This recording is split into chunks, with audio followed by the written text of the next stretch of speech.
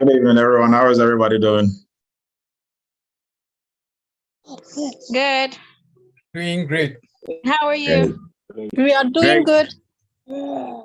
good. Good. So far, so good, though. Great. Welcome, everyone. We've been, I think, for the past 2 weeks, we've not done cyber chats. But we are going to pick up from where we left off. I appreciate everybody's time. We will begin here shortly. We still have folks joining us. So we are going to begin here shortly in the next 2 minutes. Right. So whilst we do some housekeeping, I'm going to set up everything and then we'll begin here shortly.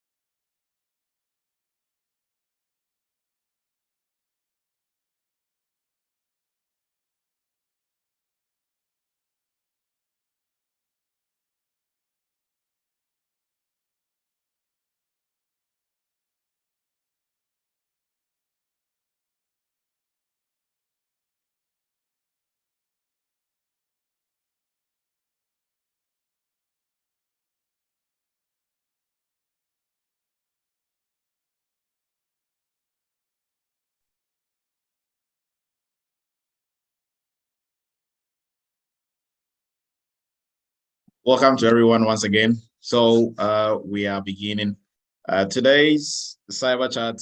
We are going to be launching our new internship cohort and also introduce our new PCI class that will be starting also in June. So there is an internship starting on the 24th, and then the PCI I think is on the 26th. Yes, about. So I appreciate everybody's time. Today is Friday night. You could have been anywhere, but you chose to be here. But we are streaming on the YouTube. But before we begin, we have to start recording. That way we'll be able to send out the recording to everyone. So welcome everyone. I'm Dr. Emmanuel Adu. I'm going to be your facilitator for tonight's cyber chat as usual. Tonight we are looking at the introduction or the launching of our new our new cybersecurity workshop/internship, and we are going to look at what goes into it, and then we'll look at some of the items that we will touch on or the projects that you're going to be working on during the internship/workshop.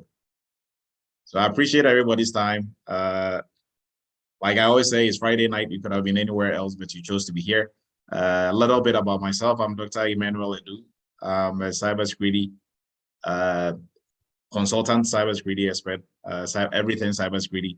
I'm the founder of Eretmis Academy, and I'm the CEO of Eretmis Inc., a QSA company, cybersecurity consulting firm based in New York. I've been in IT in general for close to 22 plus years. I've instructed in University of Maryland Global Campus, and then also CTC in a while ago. I was an instructor there, right? So we are beginning off today by looking at our new cybersecurity workshop and internship that we are going to look at. But like we always do, we will first look at some cybersecurity news before we jump into the main event for tonight.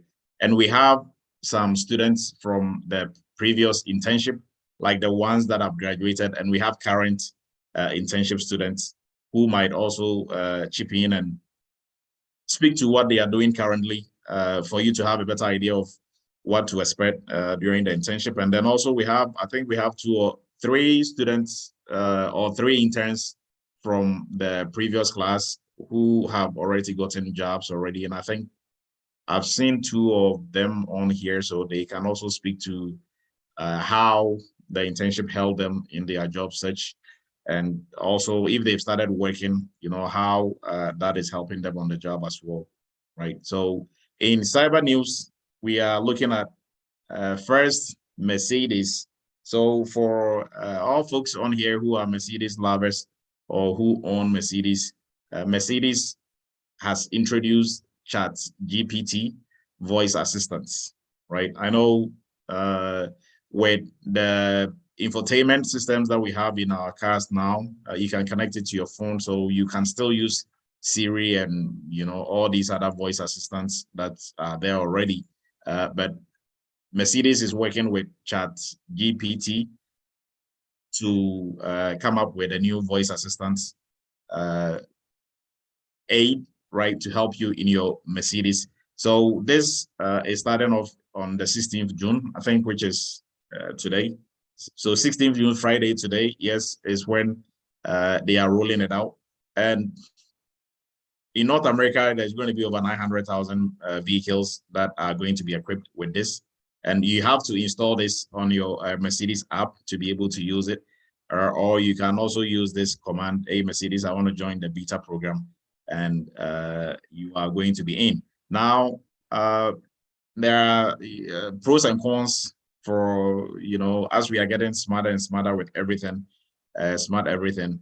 What do you think are some of the pros? What do you think are some of the disadvantages in introducing more stuff that will increase the attack surface for attackers, and which is going to be not so good for us, but really good for attackers. Now, this program is going to be rolled out through Microsoft Azure's OpenAI service that they have with Mercedes, and Mercedes is going to be in charge of data privacy and also all the IT processes that will be going on, right? So for all Mercedes lovers, this is I'm not sure if this is like good news. It's good news, but if you're like a really high up there in security and you are always like scanning for things to help reduce the attack surface, then you wouldn't be so happy about this. Although it's good, it's going to help, but then we have to make sure that we have so many defenses in place. Like that way, it's not easy for attackers to take advantage of this and have this also as an attack surface that they can use. And the next in the news is the United States, some federal agencies. So attackers have been hitting some, we'll call them APTs, right? Some APTs, an APT called CIOP. I'm not sure how they pronounce it. CIOP, right? They are a gang that hits companies with ransomware and extort money.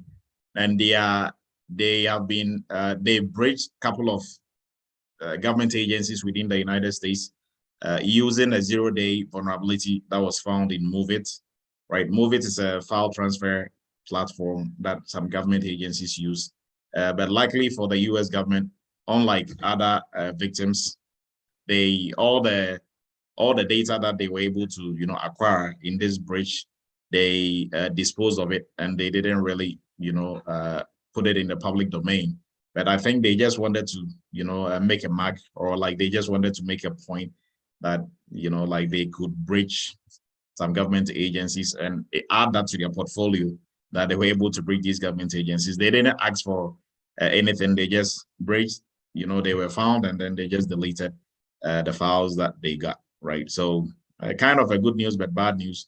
I mean, good and bad. Now, some government agencies, they will know they have to set up when it comes to security. Now, that is for cyber news for the week.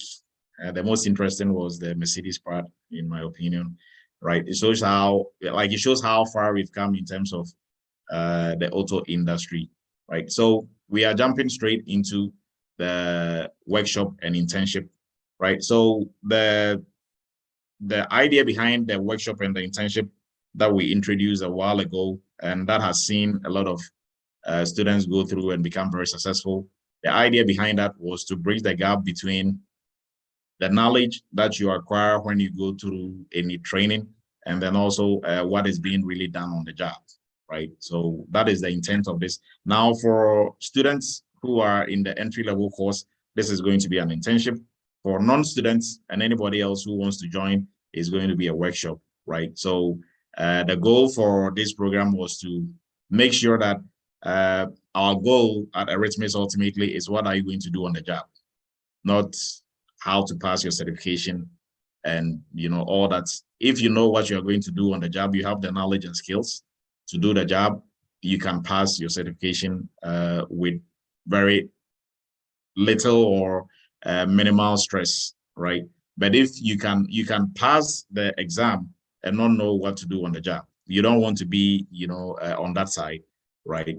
Passing the exam, having all these certifications and not knowing what to do on the job. And what to do on the job mostly is not rocket science. If you've done it before, if you have the tools and you've been equipped, everybody on here can work effectively as a cybersecurity professional. So how do we bridge that gap between training, right, going through theory, concepts, foundational knowledge, and building your skills and your abilities to be able to function as a security professional? That is what this course or this training is going to give you. Right now, tonight, we are going to sponsor 3 participants on this call to have a seat in the next in our internship program that we are rolling out next weekend, right? So what you are going to be working on, real world projects, mostly for when we started off with the internship. We had 3 companies that we used to work for. It was Social Africa, ADDI, and Diaspora Care, right? Now we cut it down to 2, where I think the past graduates, they were working for ADDI and Diaspora Care. Now, the new cohort, they are working internally for Eretmis, so Eretmis Inc. and Eretmis Academy, right? You'll be working on real-world security projects for the companies that you'll be assigned, that you'll be working for. And then also for the projects that you're going to be working on, we take you behind the scenes, go through the science behind why we do what we do, and then show you how you are going to do it. You are going to be working in teams, right? You are going to be working virtually. So we are setting you up, giving you that environment if you've not experienced that already. So you know how to work in a virtual team, you know how working remotely, looks like, because on the job, most security jobs, almost 90% of them are remote now, and they are big boy, big girl rule, right? Nobody's going to chase you around to tell you to do anything. Mostly they are project based. So if you have something coming up, there is a project going on, you are supposed to submit it around this time. The ultimate goal is you submit it or you do the project as it's supposed to be done, right? Nobody's going to be chasing you around, and you don't have to clock in and clock out. So same, we've set it up that way. It also fits everybody's work schedule. So you don't have to, put your 9 to 5 on, on a pause. Everybody can do this, combine this with whatever you are doing already, right? So this is going to prepare you for the job market. And also for us, what we pride ourselves in is during your interviews, during any interview that you go to, you are going to speak to what you've done, not what you've read somewhere or what you've studied at school, right? That is the beauty of this. So most of the students who are on this call, who are currently in their internship, and those who have graduated and those who have gotten jobs and working, we open the floor for them to, chime in and also give their thoughts on this. But let's look at, some questions that might pop up. So who is qualified for the internship/workshop? So for our cybersecurity entry-level students, if you are almost done with your training, you are qualified to do this. If you just started, you are not qualified, right? You have to go through the training first before you'll be able to jump into the internship. And for them, it is part of the entry-level package, so you don't have to pay anything extra for this. Now, for non-students, non-entry-level students who want to participate in this, at least you have to have some training in cybersecurity, because when you get into this without any training, you'll be doing yourself a big disservice, right? With no background, nothing, zero. Although we try to break everything down in terms of the projects, but still, because you don't know what you don't know, right? You wouldn't really appreciate what is going on. And most of the stuff, if not all of it, is going to be over your head, right? So you don't want to find yourself in that space. Now, some folks have gone through other training elsewhere. They've had, like, they have Security Plus, they have CISA, they have all these other certifications, but they don't really have any real experience in the security space. So this is what is going to help you bridge that, right? So the projects that we are going to work on, we work on roughly for each cohort, we work on about 10 projects, right? And these projects, they cut across the whole entire cybersecurity space, right, on the blue side. So somebody might have worked in the cyberspace for maybe 5 years, but the projects you are working on, they've not had a chance to work on such projects, right? So we try to cut across, all different projects. That way we expose you to all these different projects, right? So anybody qualifies if you've gone through some training already, if you've gone through some security training, if you have some certification, if you've gone through college, you have a degree in cybersecurity, but you still think, you are not really confident about your skill sets. This is going to be the program that is going to help you bridge that gap, right? And how long is the internship? The internship mostly takes 2 months, right? But the current interns will tell you they've gone over 2 months. I think we are almost getting to 3 months, right? So the goal is 2 months is a set time, but if we are not done with the projects, we are still going to go on until we finish with all the projects that you have to work on for the internship, right? And this is done remotely, so you don't have to travel. You don't have to stop your 9 to 5. It is project based, right? So when we meet once every Saturday morning, and after that, you and your team will meet and discuss the project, and you are going to break it up, and different people work on different sessions of the project, right? So that is how we have it set up, right? And for our non-entry level students, it's going to be a workshop. It's going to be a paid workshop, right? So for what is covered in the program, we will look at the curriculum of projects that we are going to be working on, right? But interns, they work on their roles, what roles, what job titles are going to be, are you going to assume, right? So for our interns, we don't limit them. The projects that you're going to be working on, you are going to be working in the different tiers when it comes to hierarchy in the security space. So you'll be working as an implementer, you'll be working as a manager, you'll be working as, somebody in the C-suite, right? So you are working in different levels in different projects, right? So that also gives you that exposure. You have a better understanding of security as it cuts across the whole entire organization, right? Not just looking at it from just one lens. So you have the chance to work in leadership position, managerial position also as well. And we also targeting not just your technical, building your technical skills and abilities, but your non-technical skills and abilities as well. Example, your soft skills, right? Which plays a major role in security. Most folks on here who have gotten security jobs, if they want to chime in later on, they'll tell you that sometimes it's your soft skills that is going to help you scale the interview, not your technical knowledge. Most of the times it's going to be your soft skills, especially if you want to work in GRC or on the blue side. Soft skills, managerial skills, your leadership, your teamwork, being innovative, attention to detail, all those are some of the skills. How you communicate, those are some of the skills that is going to help you a lot. And we will build you up on that as well, because during the internship, you're going to be doing a lot of presentations. You are going to be holding meetings internally within your group and your team, right? So dealing with, different people on different levels, and that will help you build that skill sets also as well, if you don't have that already coming from, wherever you are coming from in terms of career. So some of the positions that once you're done, you can apply for, or even during the internship, some of the positions that you might assume is the following that we have on here. So security analyst, security architect, like your security leadership team, right? Compliance and risk management team. You're going to be working in teams like that. Incident response is a big one. Incident response team. For our current interns, we are here to, I think this week is when we are starting our incident response, right? So incident response teams, you are going to be working in, teams like that. And then also contracts and proposals.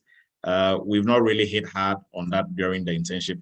Maybe this cohort that is going to start, we are going to look at that also as well, right? So show you how, proposals and cybersecurity contracts are made. Now for our non-cybersecurity entry-level students, the price tag for this is 3,000, but we are doing early bird registration, which brings it down to 2,500. And even with that, we have split it where you can make 2 payments out of that, right? The link will be posted.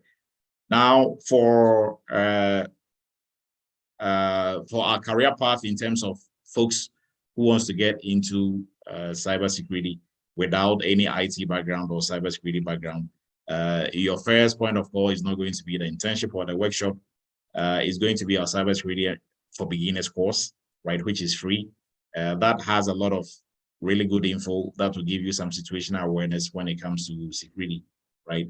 And for after you've gone through that, your next stop is going to be the cybersecurity entry-level course. That is a paid course that covers everything that you need to be able to start working as a security professional, including the internship as well and job placement assistance. And before I move forward, so the internship also comes with job placement assistance, where we guide you through job search and then also help you prep your resume, cover letter, and all that as well, right? And do one-on-one courtesy interview prep as well. Right? So for general cybersecurity, this is going to be the career path. You go from the free course to the cybersecurity entry-level course. And after the entry-level course, you'll be more than ready to sit for security plus, security analyst, and pass in flying colors, right? And not just that, the most important is what are you going to do on the job, right? So you can get all the certifications you want, but if you don't know what you're doing on the job, your certificates will get you inside the door, right? And your non-ability to perform is going to, kick you right back out. So this internship/workshop is going to help you bridge that gap, right? And for PCI, for folks who are already in IT or in cybersecurity who wants to build up their portfolio and get PCI under their belts, we have the PCI free course also as well, PCI for beginners, and then also you can get into the PCI specialist or expert class. Now, for our next PCI class is going to begin on the 26th, right? So this is going to be our next PCI class. And what is included in the PCI class, right? We have the expert and the specialist. Now, the big difference between, in terms of timeline, is with the expert is 4 months of training, 2 months of internship. With a specialist, 3 months of training, 1 month of internship, right? And the internship are similar to the cybersecurity internship, the cybersecurity internship that we just talked about, right? But this internship, the PCI internship, focuses specifically on PCI. So anything and everything PCI, right? We don't necessarily work on the projects on the normal cybersecurity internship, the PCI internship, because PCI is a beast on its own, right? And we don't have that luxury of adding to it, right? Because we really go in depth when we go PCI. So I'm going to leave it up here, and the link is going to be posted. Now I'm going to unshare my screen, and then I think we're going to do some shout outs to Mavis, Lumen, and Brian. Brian. So Brian got a job this week. I think this week or last week. Lumen did this week, and Mavis, but Mavis couldn't be here. Her husband is sick, so she couldn't be here. But Lumen is here. Congratulations, Lumen. We will give you the floor to, say a word or two, and then also we will give the floor to. I'll pick those that I remember who are in this current internship, and they're also going to speak to what they are doing currently in the internship. So go ahead, Lumen. Yes, hello, Dr. Du. Thank you again. Thank you, everyone. Again, my name is Lumen Adetu, and I was a part of the internship. But before that, I took the entry-level course in cybersecurity. And to be honest, guys, I love it. And Dr. Du know me. I love all his courses. He knows. And that class was intense, technical, and it has everything. Like, I don't know. He's a good professor. He knows how to prepare a course to the level where even I believe my child can take that course in the future and do cybersecurity. I believe so. Any kids that is in high school can take that course and become a better cybersecurity guy. So I took it, but to be honest, after I finished the training, I thought I can get a job, but it was not easy. And interviews wasn't easy. Those questions, when they come, you start thinking, you're like, how to answer this. Although you think you know it, but you are not putting the mindset into the real world. You are not connecting those 2 years. So I believe I spoke to Dr. Joe and he said, don't worry, after the internship, your mindset will change. That's when we get into the internship. And the internship, you may look at it like maybe, I think some people will be thinking, oh, this is not the real company. Yes, we all had that idea, but it doesn't really matter. As long as everything that they are teaching, because if you see the program is intense. No joke, guys. Like, you can get a job in any field, in any area that Dr. Ju cover in internship.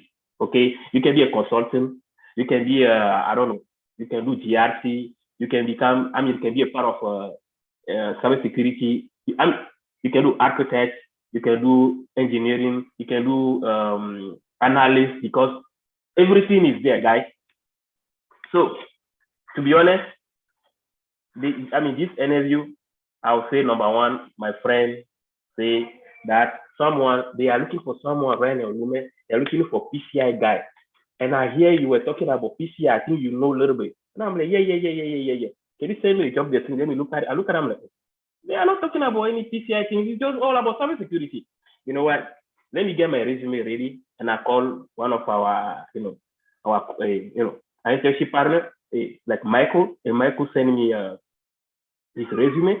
Then I tailor everything, and guess what? I submit my resume, and my resume just bumped from level 1 to level 3. And then guess what? They called me for interview. The first interview, I believe, I don't know. I've studied so hard. I went through the PCI partnership course that we did to, how to approach a company, what question to ask, because they do give us a crash course on PCI, so I do understand. With a little help from Michael as well, it set me up, apart. Then when I went there, trust me, they asked me, what do you know about PCI? That's it. And I just brushed them everything about what I did in the cybersecurity. That's it. They didn't ask me any questions. It was just like I covered everything that they wanted to ask. And somehow it was mainly more focused on how I'm speaking, being humble, being simple, being loyal, and then talking to them and listening to him. Then he was so happy. He said, Lumen, I'm going to send it to the hiring manager right away. So then I got phone to the hiring manager. Then the hiring manager, when we spoke, he introduced himself. 30 minutes interview turned out to be like 10 minutes interview. He introduced himself, and then while I'm introducing myself, I just give him a rundown of my background, what I've done, how I was a team lead, what I've done about assessing the company, what are the tools that I've used, getting to incident response, framework. I brushed everything. He said, okay. The only question he asked me was, what SAQ did you fill up? And I say SAQ 9. This is very good. That one is even difficult than SAQ 8. So I'll teach you how to do SAQ 8. Okay, I'm like, okay, thank you, sir. I'll be humble to learn. And that's it. And we start talking, and he was so happy because I was excited. I was honest with him. I was talking to him respectfully. And he told me right away, man, I like you. I want to work with you. I love your passion. I love the way you're excited, the way you are ready to come and work with me. And that's it, in front of me, and he just gave me the offer right away.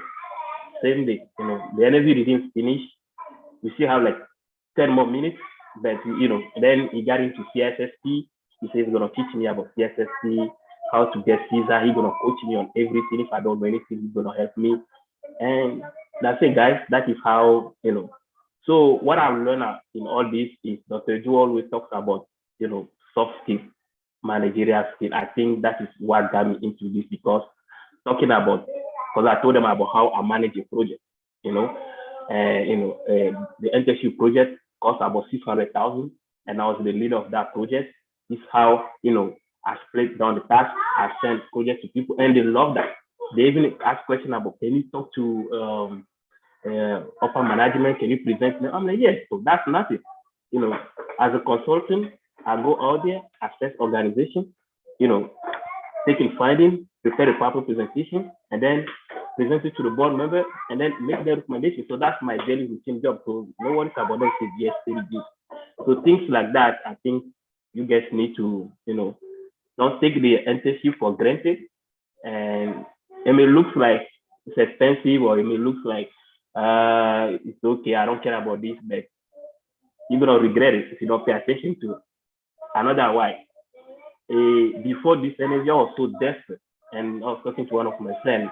I said, hey, let me connect to this guy that's been helping people to get a job. I talked to this guy. There's what? Okay, do. The guy was like, Lumen, I'll charge you $200 an hour to talk to you. I'm like, you know what, man, thank you, I'm not interested. He sent me his link that he provides cybersecurity training. I look at him like, and I called him and tell you, what you are charging for 3,000, the one that I've done, he says, hey, I've done everything so much that I don't think any of your costs is even half, because he's charging he's doing only audit. They're charging like 5,000. But here we are doing everything from analyst, cybersecurity engineering, architect, like I don't know, if you want to be GRC, you want to get into incident response team, third-party risk assessment. Like, guys, you have it all. I don't know how to explain it, but you have it all. And our resume, you may think it's not powerful, but I think it's powerful, man. The way that you prepare the resume, before I wasn't paying attention to it, the one day I sat down, look at me, oh, this is already word structure. Why am I suffering? Keep sending me, man. I keep sending, and they love it, and it works. So again, that's what I have. I don't know if you have any questions. And I love his classes, and I wish I'm smart like him, but I think I'm getting there. And I'll get there eventually. That's what I have to tell you. All right, Lumen, appreciate your kind words. And how many jobs did you apply for before you got this one? You don't want to know. I think it's more than 500, because at least Mona was applying for the job. Me, at least every week, every day, at least 100. If you go to USA.gov, I can show you guys like I've been applying like every day. I did interview. This is I'll say the 5th interview. The other interview, they don't joke, man. Guys, they will ask you, at least I get 10 to 15 questions, all pure technical. They go in depth. Sometimes they'll ask me some question, and then I'll just forget everything. And I'm like, okay, I don't know. You know, but you know, just be honest, man. Like, I don't think there is nothing wrong with it. And it hurts. And I'll call my other, you know, friend like Michael. I'll talk to him. Say, hey, Lumen, it's okay. Relax, man. Forget about that. Let's move on. So at least 500 guys. You know, since last year, I've been applying. No joke. I've been applying every day, Saturday. So, like, I don't sleep at night. I'm here applying, keep rehearsing, you know. And even, I mean, before the interview, Dr. Ju always send us those questionnaires. I think we have like over 100 questionnaires, or maybe 300 questionnaires. I went through all of them. I'm not gonna let you. The weekend, me and Michael and George, we went through all those questionnaires. We answered all of them. Sometimes you think you know, but you don't. They'll ask me a question, I'll give the answer, say, no, man, you are wrong. And they'll give me another answer. Oh, yeah, you're right. It makes sense. That's the correct one. So please be connect with each one of other, network, among ourselves. Don't just put everything on Dr. I know he's busy, to be honest, guys. We have over, I don't know how many students he has, but he has a lot. So he cannot, service all of us. So guys, network among yourself, help each other. And I believe, You can make it. All right, Lumen. Yeah, so Lumen was talking about Michael and the other, I don't remember the other name that you mentioned, George, but they were all in the same internship cohort. George. Yeah, so I think like they were, you guys were in what, ADDI? That's okay. Diaspora Care. Okay, Brian is ADDI. Okay. And Brian, I think Brian is on here. Oh yeah, okay. Already. Is Brian? I saw him come in. I'm not sure if he's still on there. Can you hear me? Oh yeah, Brian. Hey, how are you doing? So your email, you're going to receive the reply maybe hopefully by tomorrow.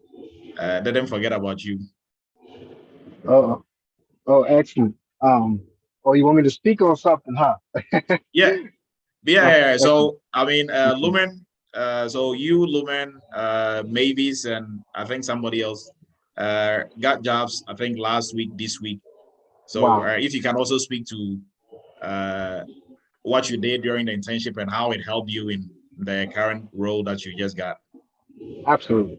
I'm going to say that this was one of the best helps when it comes to, you can call it school, however you want to call it, but this internship meant so much to me and it did a lot for me, and especially the other interns that were in the internship. I'll say that me personally, Dr. Do helped me in so many ways through the internship with just listening to him and just paying attention to his words and what he said. And I necessarily didn't have to reach out to him personally to get any coaching. I just listened to his different videos that he would post out, different cyber chats he would have every Friday, uh, listening to him on the internships and just studying and taking notes and learning the craft, learning what he was talking about, learning how to talk the companies need, learning what they want, and just to I'm not going to be here long, but I'll just say this: I put over about 500 applications as well. And I'm going to later on give a big testimony about it when I piece everything together, when he later down the road maybe give me a personal interview. But I'll just say this: I prayed. There was days I fasted. There was days I was listening to different people say, you know what, this is the one. This is going to happen this time. And I went through 7 interviews. 3 or 4 of them, I was I was down to 2 candidates, but they chose them because of, at the time, it was either certification or they had a bachelor's degree. But uh, that wasn't the importance important. So I just got hired June 6th, start Monday, and I'll be a data privacy analyst. Uh, it's a little bit less of cybersecurity, but it still has cybersecurity in it because you're protecting people's information.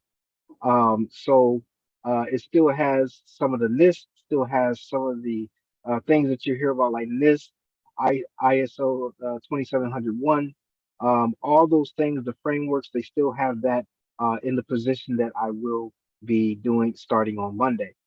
But just wanted to say that uh, this part of my testimony is that um, all my life I interviewed for a job and I would get it just like that. I'm real good at interviewing, but for some reason, and I know the reason now, why I had 7 interviews. The reason was because of cybersecurity. This is a job. This is a position that you're going to just have to fight for it. So I had to go through this to let people know that's on here now that there's going to be days that you want to give up. Don't. There's going to be days that you get ghosted by a recruiter. Don't give up. There's going to be days that people will say, it looks like you have the job, but the next day they say, nope, they didn't want you. There's going to be days that you're going to put in 100 applications and you don't get no response. There are going to be those days, but I'm telling you, the no's build your character. The yeses give you your paycheck. So you just keep going through the no's until you get to that paycheck where it says yes. I'm telling you, stick through the internship, learn as much as you can. And I'm telling you, on the other side of this, when you stay consistent, you thank you. Thank you, Brian. And didn't forget about your email. And remind me also about the ISO 20701. I'll send you the document, Eretmis licensed one for you to take a look at for your job, right? And so that for Mavis, I think Mavis is not going to be here with us tonight. We have some current students or current interns who are, I think I can just looking at the screen, I can just, Malachi is the first person that I can see, and he's very, very active. So Malachi is as active as Brian and Brandon and Lumen and Mavis. So I wouldn't be surprised if maybe probably at the end of the internship, he's the first person to learn his big cybersecurity job, right? Go ahead, Malachi. I just want you to speak to what you've been doing or what you and your team have been doing in the internship so far, and what has been your what has been the experience, right, from the time you began to now. What have you learned so far?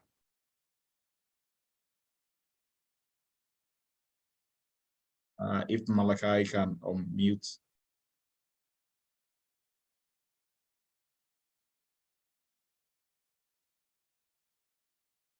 Malachi, can you hear me? Is my audio good to go? Or I'm having some audio issues?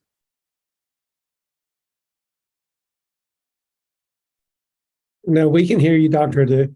Okay. So I think maybe Malachi is probably not close to his, I'm not really sure, but anybody else in the current cohort with Malachi and the rest?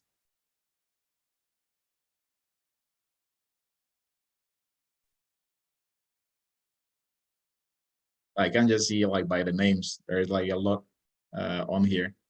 If you're in a current internship, you can please, can you please raise your virtual hand?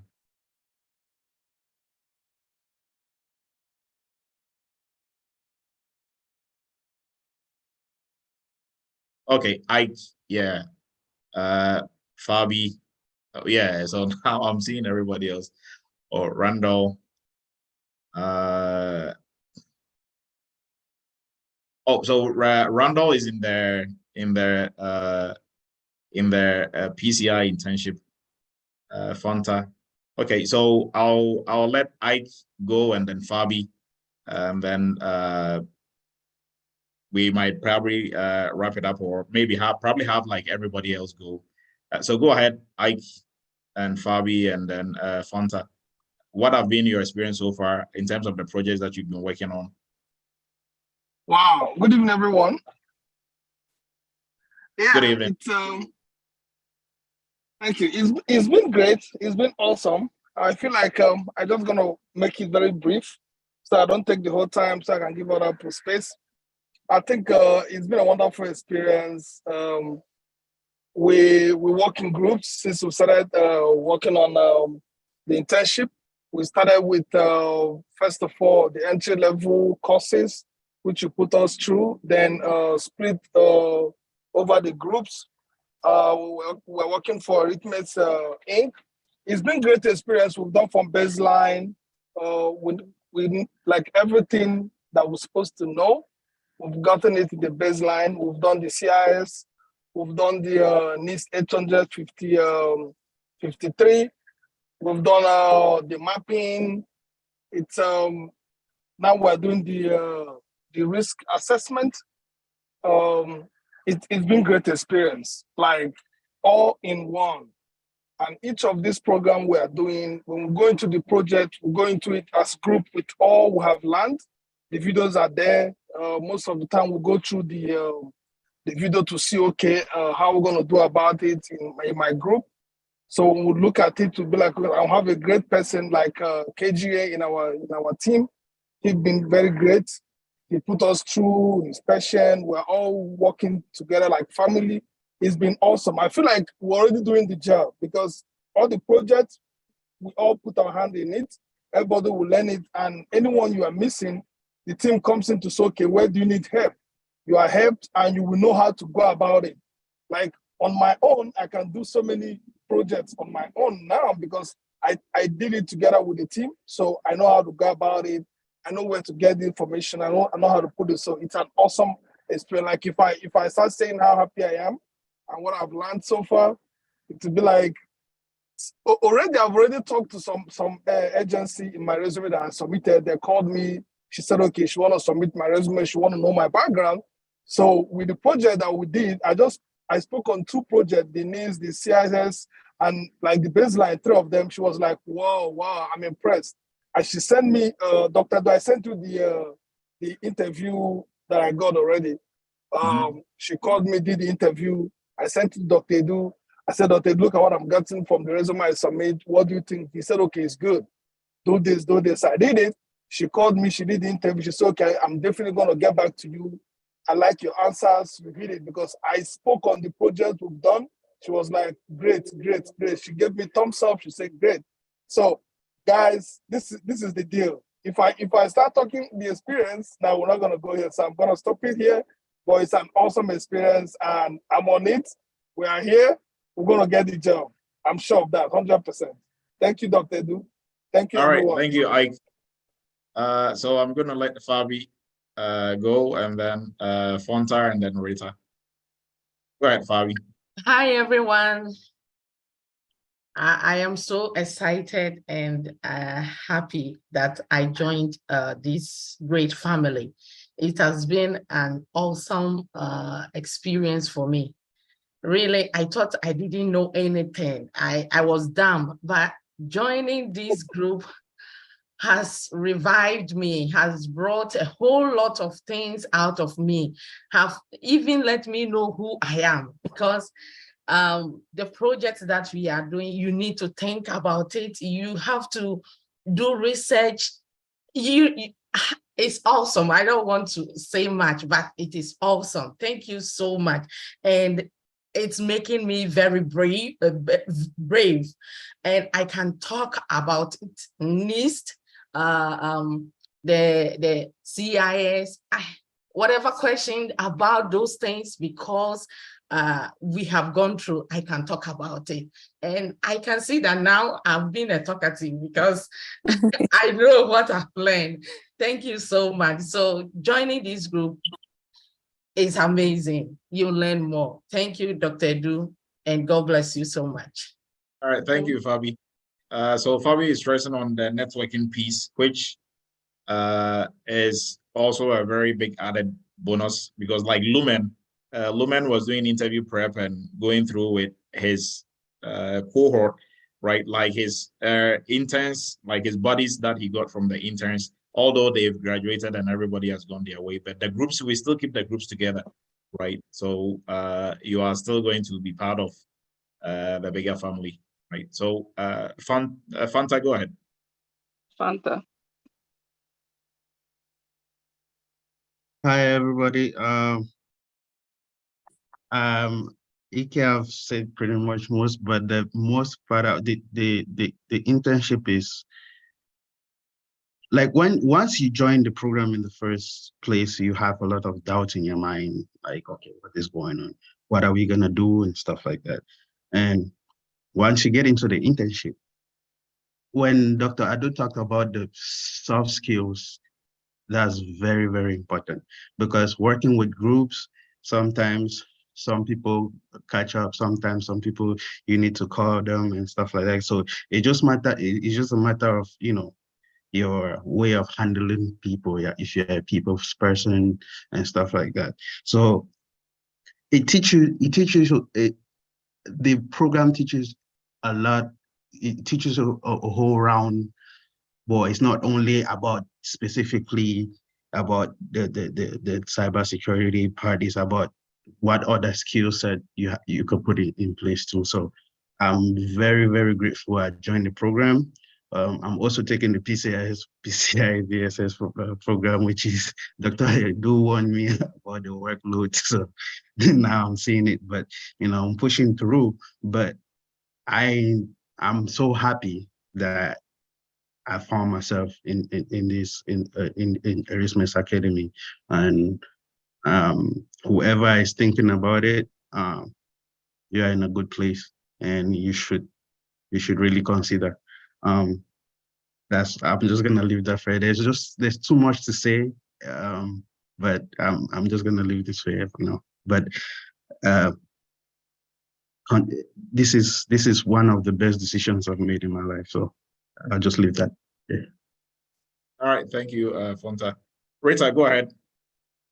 Good evening, everyone, and I'm so happy to actually share my experience here. One thing that we always know is that there's too much advertisement for things that don't work, but I can assure you that this is a program that works, and we can all be here and be like, oh, maybe Dr. Edu is doing something. He's doing nothing to make us talk about the program. It doesn't even matter your background, because I'm a teacher and educator by profession, and I only started through introduction in the entry level course, and then So I have not come in contact with any of these courses before. I don't have no background in IT, nothing.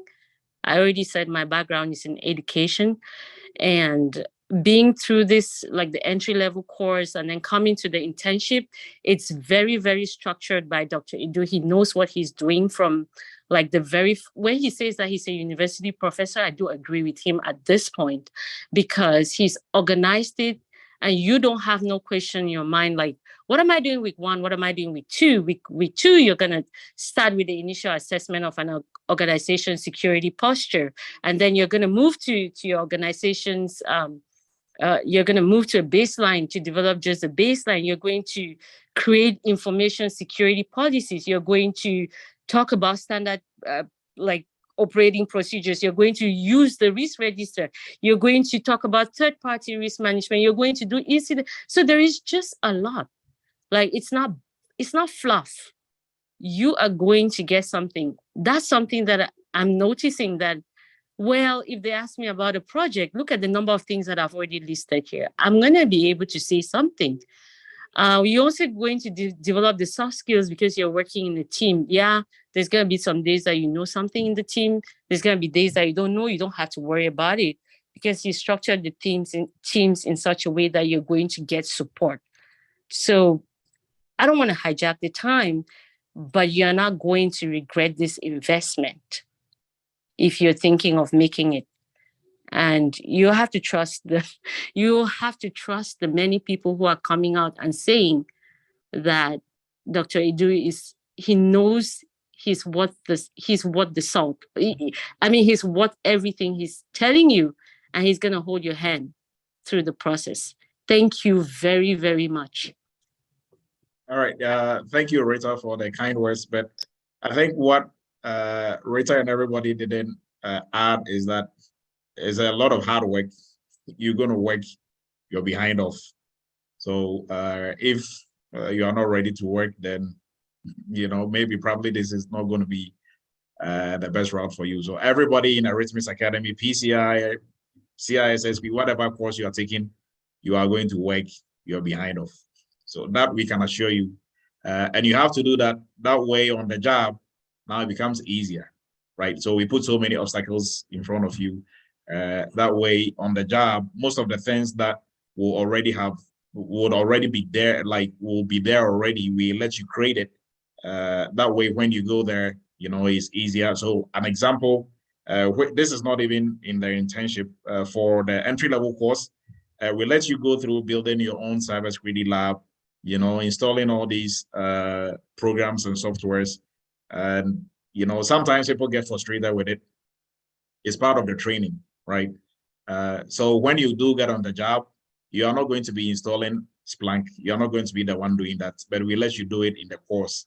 That way, even during interviews, when somebody asks you if you know how to use Splunk, right, you'll be there rolling your eyes like, what are you talking about? I spent like 3 weeks trying to have Splunk work, installing it, let alone use it. So not easy. yeah. So we put all those obstacles in front of you. That way it builds your confidence. When you get on the job, Splunk will be installed already. All these softwares will be there already for you to use, but we just don't want you to know how to use them, but put, extra obstacle in front of you. That way your confidence level is very high. And then for tools that you didn't even encounter, you can easily use them because of, what you've gone through in terms of using the different tools, right?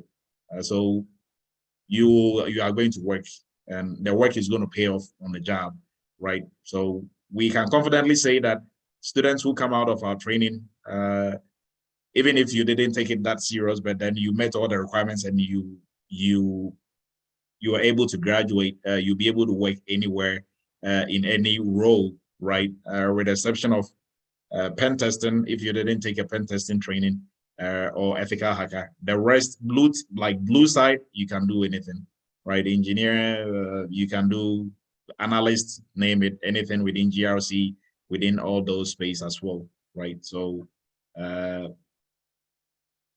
internship. So Chris is asking, the internship is 2 months, not 3 weeks. Go ahead, Kenneth. Yeah, you can ask your question, Kenneth. Well, yes. Can you hear me? Yeah, I can hear you. So my question is, can you get a job after the entry level course? Most definitely. Lumen, Lumen, who just spoke, he took the entry level. There are a lot of folks on here who took entry level who landed jobs. So entry level prepares you for the job market, right? It's not an introductory course. Our introductory course is PCI is cybersecurity for beginners, right? Entry level will take you deep down at the bottom of the ocean in cybersecurity. So you get everything that you need to be able to work as a cybersecurity professional. And how long is the entry level course? So the entry level the course itself is 3 months. And then you have 2 months of internship, which we are talking about right now, right? So on average, it should take you 5 months to go through everything. Okay, thank you. Sorry, I didn't catch the price for the entry level program and what the schedule is. Oh, so the entry level is self-paced with one-on-one help or tuition when needed. The price for the entry level is $5,500. On the website, you see different installment payment options there as well, right? So you can also finance through Meritize, or you can do in-house installment payment options up to, you can pay over 8 months with no interest, right? So these are some of the projects that you're going to be working on, right? All these projects, I think Rita also mentioned some of it. So mostly for the first week, we do some situational awareness. For the internship, you are going to do an assessment of your security posture for your company you're going to be working for. And we don't do that in a vacuum. We use some of the frameworks within PCI, within cybersecurity. So CISSP. So pardon me if I keep saying PCI, because I was in a little PCI conference earlier today, right? So we use CIS controls, we use NIST. For this cohort, we are still going to work on ISO. We are still going to work on ISO 27001. At least you're going to have that exposure as well. I know Malachi, brought that up. Now, the following week after that, the projects that you're going to be working on, we will jump into drawing baselines. So these, although they are set up like this, sometimes we add to the projects that you're going to be working on. And obviously, you're going to be working on policies, creating policies and SOPs and procedures and guidelines as well. And so the list of projects that projects that you're going to be working on is what we have on here: incident response, risk management, working on your risk register, looking at threat modeling, and then some of the frameworks within the risk space, which is MITRE and ATT&CK, big one, OWASP Top 10, big ones. We are also going to look at that also as well. Incident response, business continuity, disaster recovery. We will look at all those. All those are going to be projects that you're going to be working on. So don't get this. This is not going to be like a classroom project that you're going to be working on. It's a real project that you're going to be working on, right? So once you're done with this, during interviews, you speak to what you've done, not what you've studied, right? And you also have the soft skills and everything else to back it up. The last project that mostly we work on is security awareness training, right?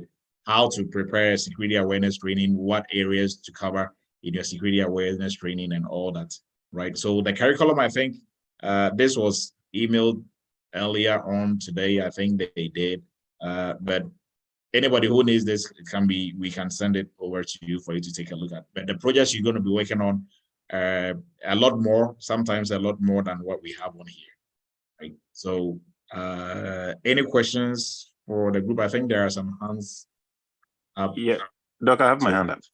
Yes, go ahead, Kofi. Looking at your background, I'm pretty sure you're familiar with credential assistance.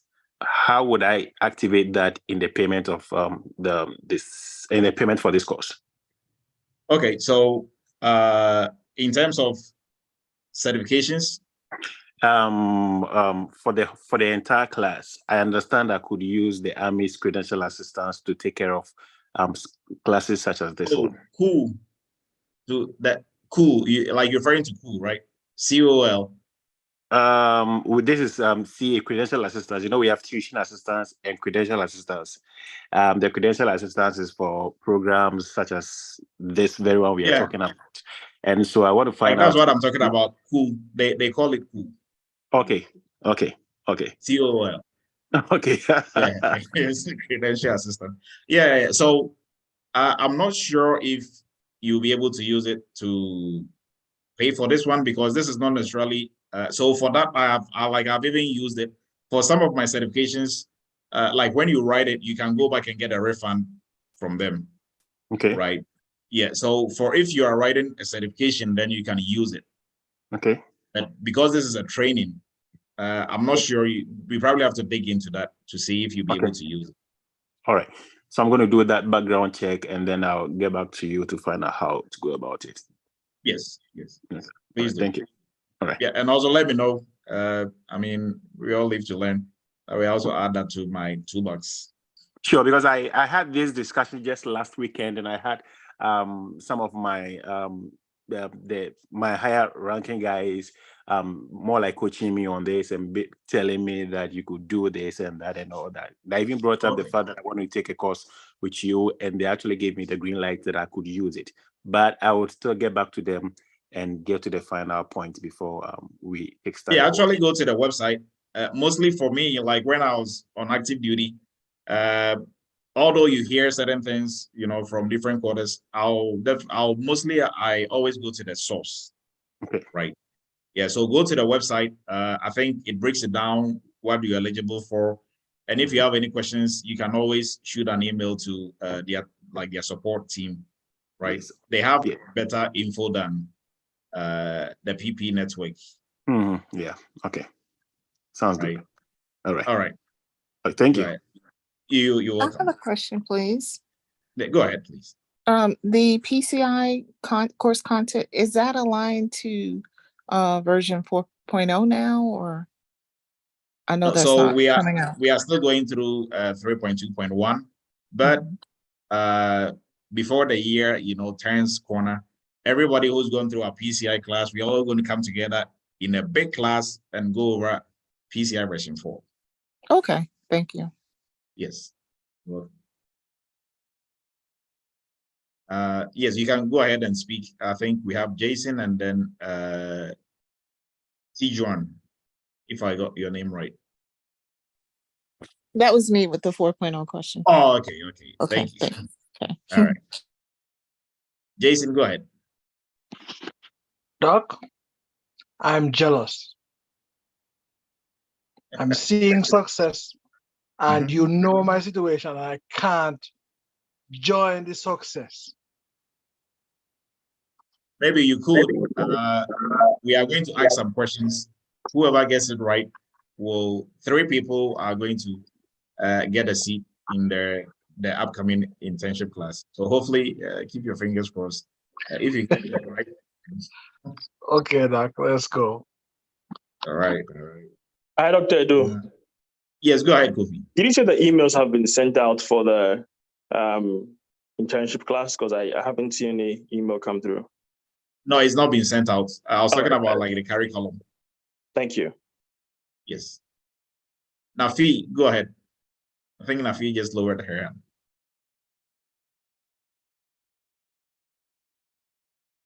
Yeah, go ahead, Nafi. I wanted to talk to the lady that just asked for the version 3.2 of PCI.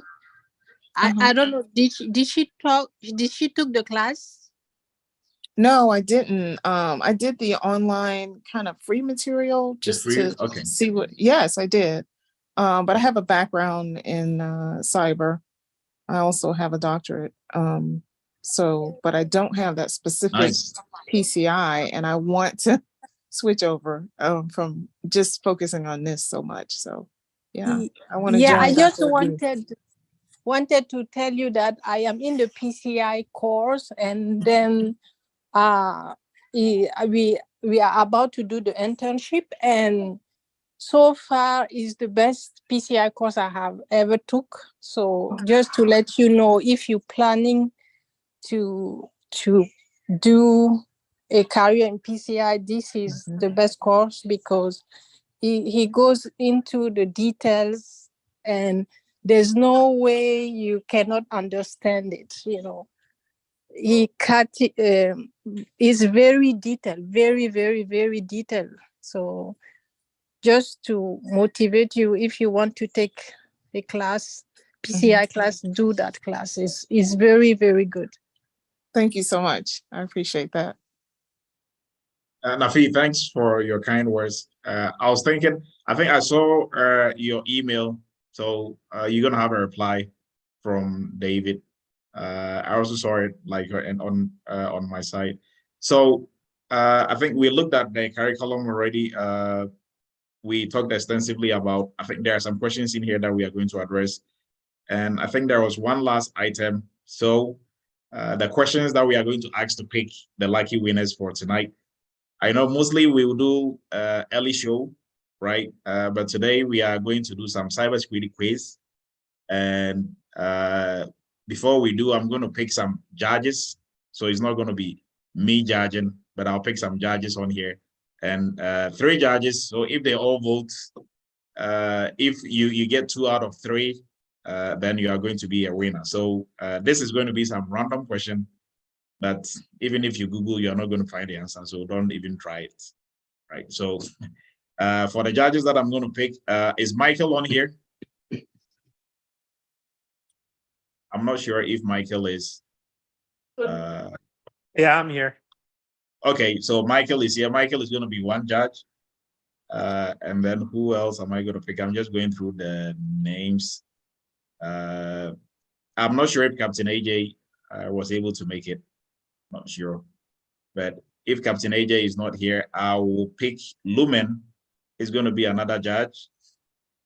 And then Brian is going to be the last judge.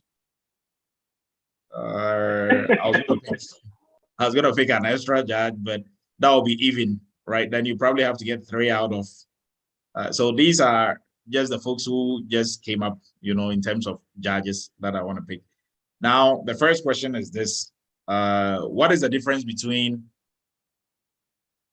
and I know like most folks who are currently in there, so if you're currently in the internship, you don't get to sit in it again. So even if you know this answer, that is fine.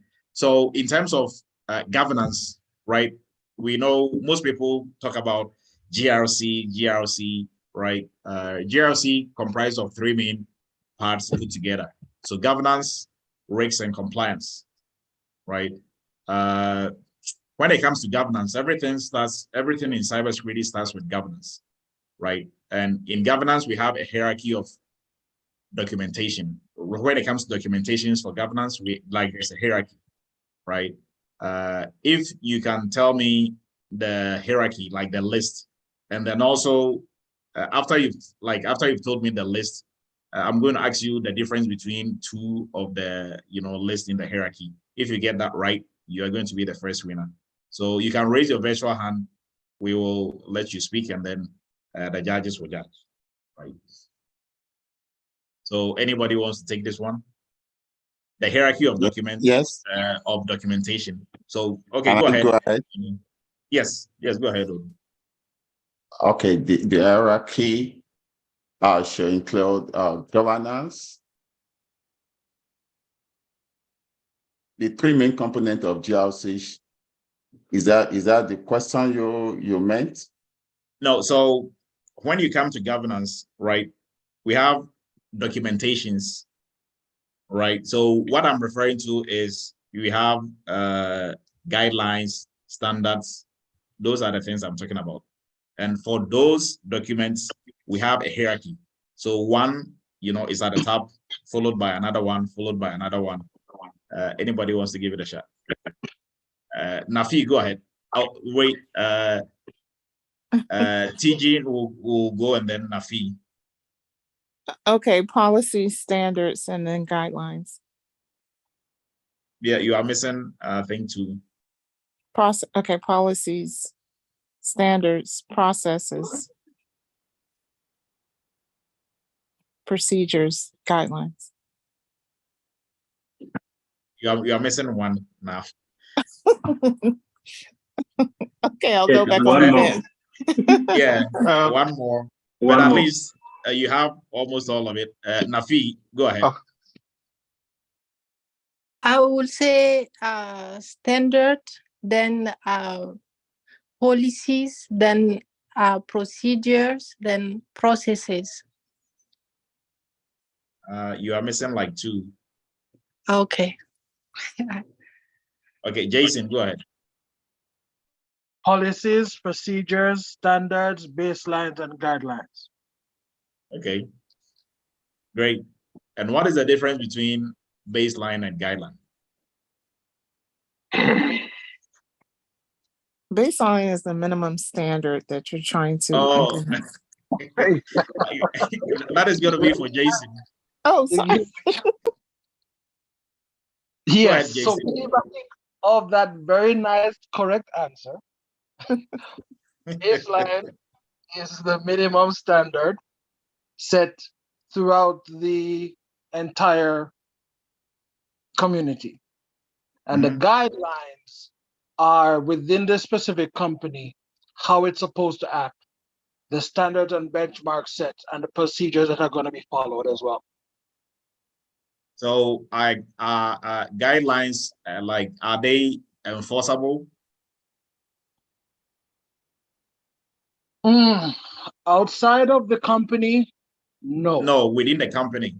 Within the company, would you want to know by who or? No, are they enforceable? Do you have to use it, or do you have to follow it, or is nice to follow? Because the guideline is a statement. It's a recommendation, so it wouldn't have to be followed, but it's just a recommendation and a suggestion.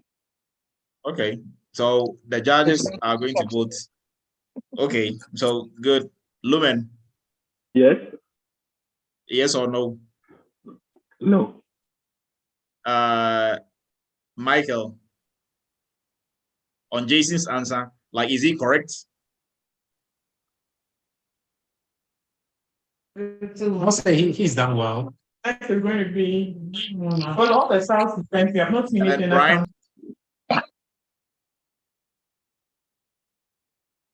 What about Brian? How is Brian going to vote? Yes or no?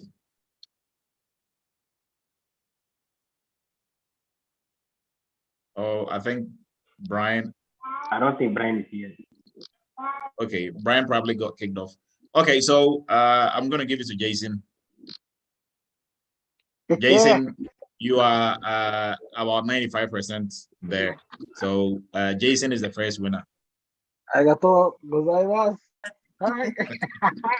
All right. So now, since Nafi and so the name, please correct me if I'm wrong. Tijan. Tijuana, just like Tijuana. Yeah. Okay. This I think this is the second time that you Yeah. are correcting me on it. Tijuana. Okay, I'm not gonna get it wrong next time. So Tijuana and Nafi, you did well, around 60% both. So the next question for both of you, and everybody else can also chime in, still within the compliance area.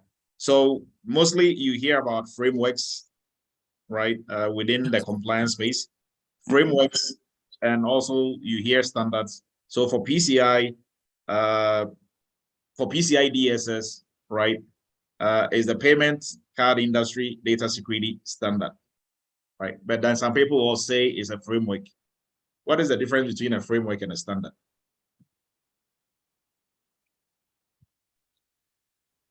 Could it be that a framework is just a guide, right? A guide for you to follow. A standard is something you have to actually do. It's a standard that has to be followed. That's my answer. Okay. Okay, can I try this? I would say, okay. No, okay, go ahead. A framework could be defined as a comprehensive and complex structure that outlines some set of guidelines, processes, and methodologies that could achieve a specific objectives.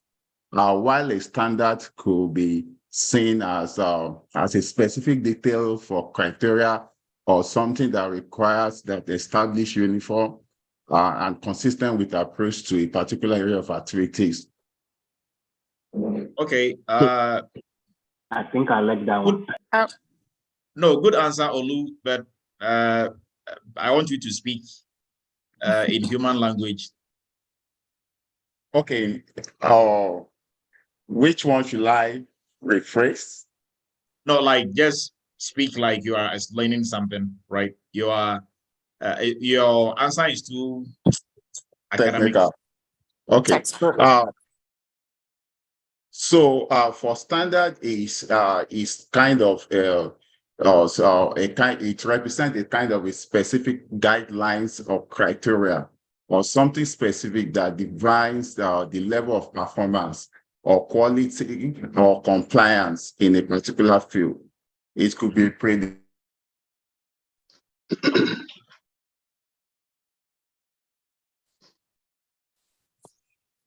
I would say a framework is kind of like a toolkit. So it has some processes and practices that can be considered based on an organization structure. And so the organization would pull from it as things apply. It may have to make some adjustments. A standard is more like a set of requirements in order to meet a certain benchmark. So that's how. Yeah. Can I talk? Can I go? Yes, go ahead. Okay, so a framework is a methodology or a process that assists in the resolution or monitoring a particular standard within an industry, while the standard itself is the best practices that has been accepted by everybody within the industry as what is required.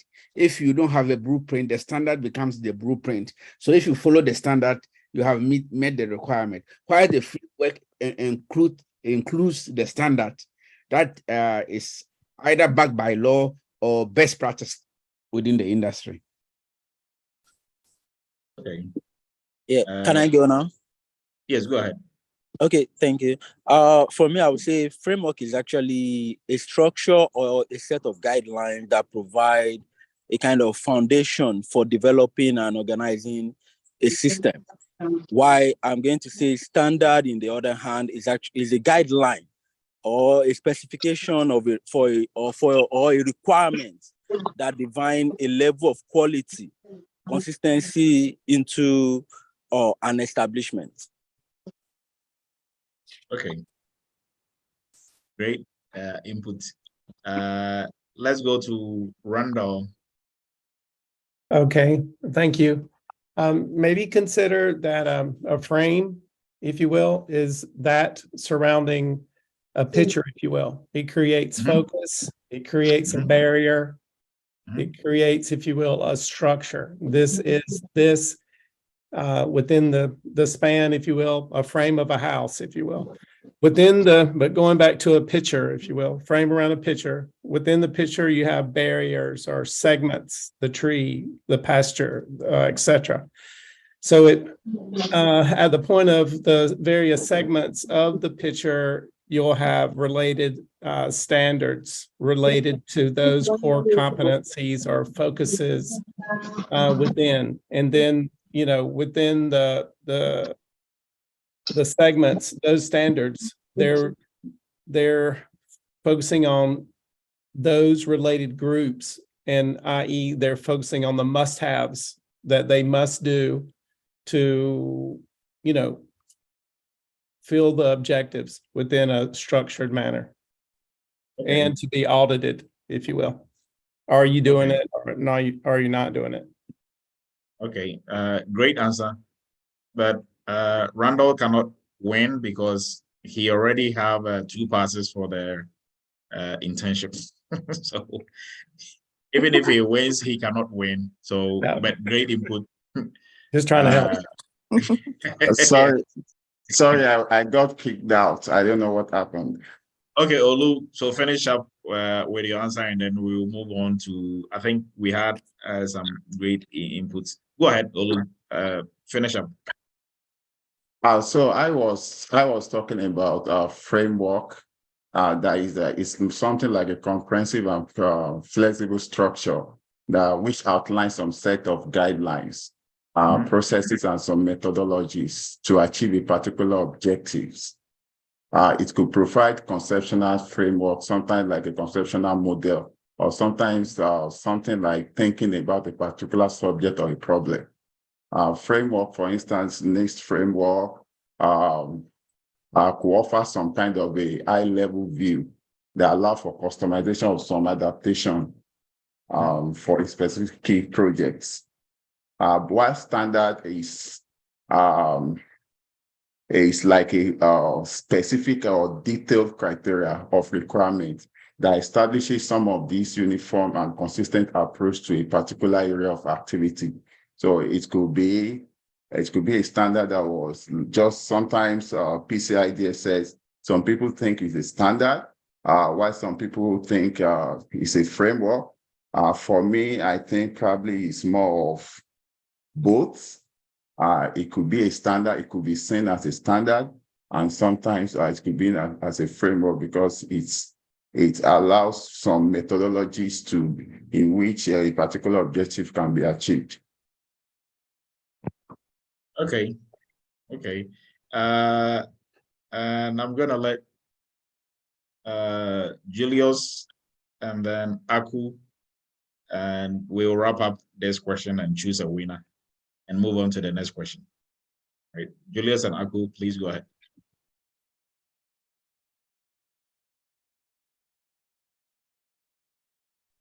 So Rita and Fabi are going to go because they know the answer already. Okay, so I'm gonna try mine. So what I'm going to say is like, I'm gonna keep it short. So the standards, I can say that are the best known practice, right? So while the framework are those that normally put in practice when it comes to how can I say it? So basically what I'm going to say is like the standards, they are like the best practice, and they they are like specific, and then the framework, they are kind of like general. That's all I can say. Okay, okay, great input. Julius, please go ahead.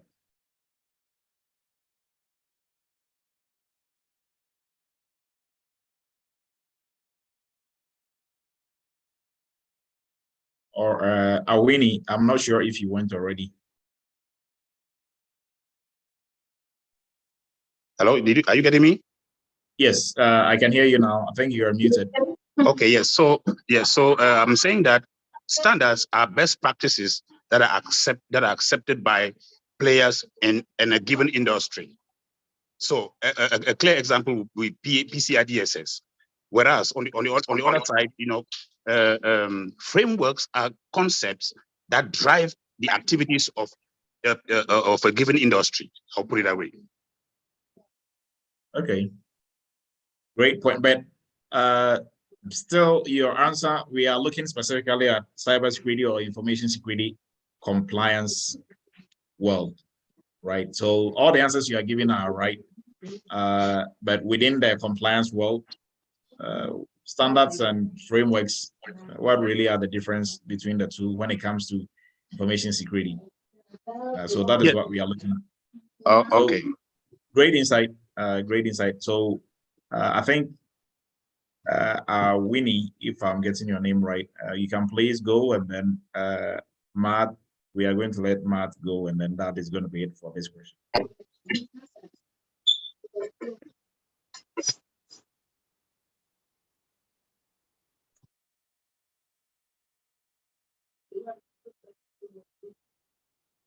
All right, Matt, you can go ahead. I think Winnie probably. All right. Couldn't unmute. Good evening, Dr. Du. Yes, good evening. Yeah, I would say with regards to standards, I would say they're more of must do, and in terms of, and also a failure to comply to standards will generate or warrant punishment or penalization. Why, with regards to framework, it's more like a general overview of things that could be done or best practices that are advisable, but necessarily are not penalized if failure to comply to. Thank you. Okay. Okay, great. Thanks. So Lumen and Michael, hopefully you are tracking everybody's answer. Did I go? Yes, I already go. Okay, you are going to be the last. So if we look at, for instance, a risk management framework, can be something like a process or a methodology that is used to assess risk. And in assessing risk, when there is an evolution or resolution and then monitoring. So you use the risk framework to assess, resolve, and monitor the processes. Now, in ensuring that the methodologies are met. The methodology is the standard. The standard will be the methodology, or the standard will contain the methodology. So within a risk assessment framework, you have a standard or a methodology that you use to assess the risk, you use to resolve the risk, and you use to monitor the risk consistently. So within a framework, it's a standard, and a standard is a procedure or a methodology or a process that you use to ensure that you comply with a particular framework. All right, Awini, thanks for your input. But mostly when it comes to governance and when it comes to documentation, let's be careful not to use certain words, right? So an example, if you're explaining a standard and you talk about procedures, procedure is also like a document on its own, right? So, and like an example, if I'm talking about standards and I want to use, okay, so there are a set of guidelines, what am I saying? Because guidelines is also, when it comes to the hierarchy, guidelines is also a document on its own, right? So yeah, I get the point that you are trying to make, but just to make that clarification. So Lumen, oh, okay, Julius, go ahead. I'm not sure if you answered already. Julius, Yes, did, I I did. think. Okay, you did. Yes. Matthew, I'm not sure if Matthew did. We're gonna go, Jama. Okay, Jamar, go. You're gonna be the last, and then Lumen and Michael are going to choose the win. Yeah, With my oversight. the framework is an industry mandate set of standards intended to keep consumers card safe, data safe when it's used in merchandise and service providers. And the standard is the security sets by to comply all this framework. Okay, great. Thanks for your answer. So Lumen and Michael, hopefully you were tracking everybody's answer and jotting down your best answers. So who is gonna be your pick, Lumen? I'm gonna go with Tijuana. Okay. She's gonna be my pick. Okay, Michael. Yes, so I was just taking some notes here, making sure I didn't miss anybody. So I had Tijuana, Nafi, Awini, Randall, Olu, Julius, Aku, Matt, and Jama. I'll say they all did very well, and it was tight, in my opinion, between Julius and Tijuana. But I did like Tijuana also, the way she started explaining everything. So also due to Tijuana. Oh, wow. All right, and I also choose Tijuana. So you are the second winner. Please don't forget us in Canada, man. Only US All right. people, please. This All is right, Julius so talking. like this last question is a freebie, right? So you really have to go down to the basics in cybersecurity, really down to the basics. And we are not looking for definitions, but your general understanding of how this works. So in cybersecurity, everybody, I mean, the first class that you're going to have in any cybersecurity class, they are going to teach you the CIA, right? Confidentiality, integrity, availability is what they are going to tell you. They are the pillars of cybersecurity and all the good stuff. Yes, of course, they are the pillars. Now, also in security, when we are assessing anything or any problem, any issues, or we are addressing problems and issues, we also look at it through three main lenses, right? People, processes, technology. Now, what is the relationship? How are you going to, in your understanding, how does your CIA affect people, technology, and processes? Right? What is the relationship between the three pillars or the three, like the main pillars on which cybersecurity is built? That is your CIA triad. And then also the three main lenses that we look through when we are addressing any cybersecurity issue or information security issue, that is technology, people, and processes. What is the relationship between the CIA triad and then also people, technology, and processes? So this you cannot find the answer in any book or on Google. And it has to be something that you are explaining yourself, right? So it has to be in talking terms, not definitions or too academic, right? So are the hands raised from previously? I think they are all from previous. So I'm just going to lower everybody and then see new folks who are raising their hands.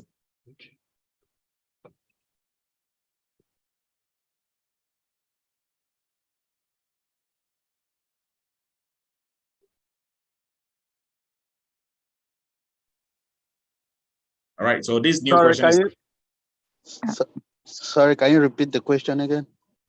So asking what is the relationship between confidentiality, integrity, and availability, and people, processes, and technology.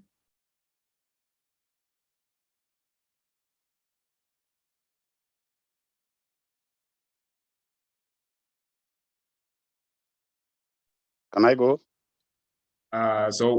Is your hand raised? We are looking at the virtual hands that are raised. So the first one that I am seeing here is Olariwa. Olariwaju. Olariwaju. Thank you. Yeah. I think I didn't see the last portion of your name. Sorry about that. Please No go ahead. All right, thank you. Okay, I'm going to relate the CIA triad, the confidentiality, integrity, and availability. I'm going to relate it to the three main domain of ITGC. That is the logical assets, the change management, and the IT operations. And I'm going to relate the confidentiality to access control, to logical assets. Please hold one. That wasn't the question. The question is what is the relationship between your CIA triad and people, technology, and processes? Yeah, okay. That's what I'm trying to explain it, but I'm relating it to that, but I'm just trying to start from access control, the change management, and IT operations. I don't think that is going to work. Just go straight to the question. Okay, I'm going to jump this. Dr. Adu, can I say something? I don't want the scholarship. I just wanted to explain something or make an observation. Can I go? To answer the question or just to No, just a comment, and if it answers the question, go ahead, Vincent. I mean, as you already know, I'm already going to get an internship, and I've won a scholarship before. But my observation, because this is also a training for everyone, is some of the people giving answers, and I'm talking from someone who has gone through interviews, those answers, sometimes to prove that you know something is not by spilling all those technical jargons, is to be able to use the knowledge that you have, just like Dr. Adu does, and I'm saying this for everyone's benefit, is to be able to explain what you know in such a way that a less technical person can understand it. I'll give an example. If you're talking to a recruiter, most of them are just reading off a checklist and waiting for you to use some key terminologies. So like I was going to talk about how Olu answered the question earlier, even though he knew what he was saying, but if you don't know cybersecurity, you can't follow those terms. So I just wanted to put that out there that, hey, while it's good to know all the technical aspects of the field you're trying to come into, it's also important to learn how to explain things, just like Dr. Adu does in those videos, in such a way that the people interviewing you know you're not just reading off a list or just you've crammed everything, but you really know the stuff you're talking about. Now, if you want me to answer those questions, I might help, but I already have a scholarship and I'm also enrolled in a class. So I just wanted to put that out there, Dr. Adu. All right, so you are not even allowed to answer those questions, so you can forget about it, Vincent. So let's move on to, but great observation. And what Vincent is talking about is a skill, actually, right? In every industry, you should be able to break down complex technical concepts into everyday terms, everyday, layman terms that anybody can understand, right? And have appreciation of what you are talking about, rather than just, going at it with just industry jargons and industry lingo, right? So you don't want to speak and then somebody is there like, what is he talking about? Meanwhile, you are speaking English. So you should be able to break it down, most especially if you are even on the job, right? You'll be talking, you might find yourself doing presentations to your company executives, and within those meetings, if you just go there with just jargons and just industry lingo, they are going to look at you like you are growing trees on your forehead, right? Nobody's going to pay attention to you, right? And if you are to pitch to get more money for the cybersecurity, side of the house, you are not going to get it because they don't understand half of not half, like almost everything that you're talking about, right? But if you break it down to everyday terms and, simple terms, they'll be able to understand. That is why I will, let you rephrase your question if you just go, with cybersecurity lingo, right? Because that really, although is good, it doesn't really show your mastery of the concepts and what you are talking about. All right, so we'll go with Mary. Mary, go ahead. You are the first in the shoot.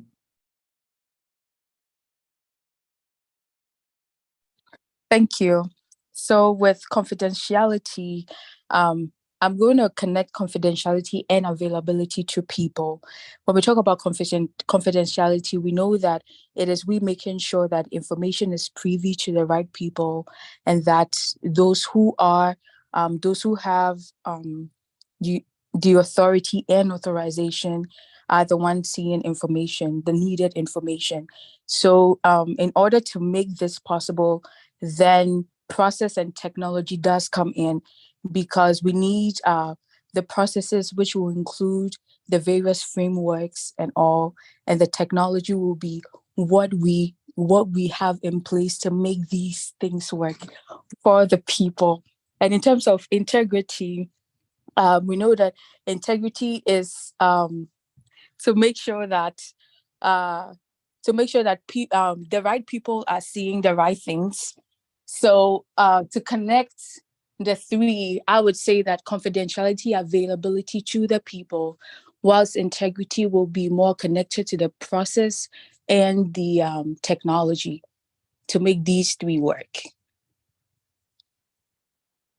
Yeah. Oh, good insights. Let's go to Abiodun. Okay. Good evening, everyone. Good evening. I would start by saying that, of course, CIA is basically, those are the three attributes we use to measure the cybersecurity posture, whereby the people, process, and technology, they are kind of the drivers, to accomplish whatever is being done in a business. However, I will say that you can still apply the whole, when you are kind of evaluating the organization as a whole, you still apply the OCI to people, process, and technology. Why? Because in terms of people, of course, you want to make sure that they are, for instance, for availability, for example, you need to make sure that the people are available anytime you need them. And you also want to make sure that, of course, they kind of protect your company information. That's where confidentiality comes in. And of course, that they are also persons that have integrity. Okay. Then in terms of the process, I'm talking about your organizational processes. You also want to make sure that they are confidential enough in order to protect whatever you are using within the company. And at the same time, you want to maintain integrity of that process. You want to make sure that before anything is changed, that there are processes that has to be involved before things are processes are in place to be able to change whatever process that you've already established in that organization. Then in terms of technology, of course, that one it fits in perfectly into all the three the CIA, because availability is very key when you are talking about your technology, making sure that you have redundancy, you have everything to make your system to be resilient. And at the same time, you want to make sure that the integrity is also taken into consideration, meaning that the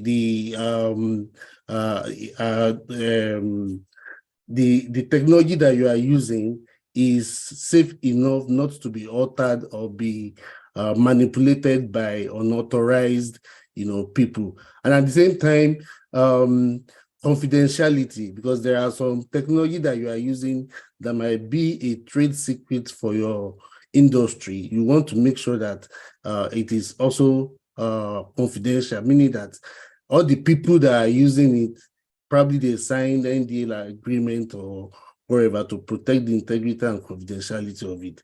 So yeah, CIA, I would say, applies to all those three areas of business, people, process, and technology.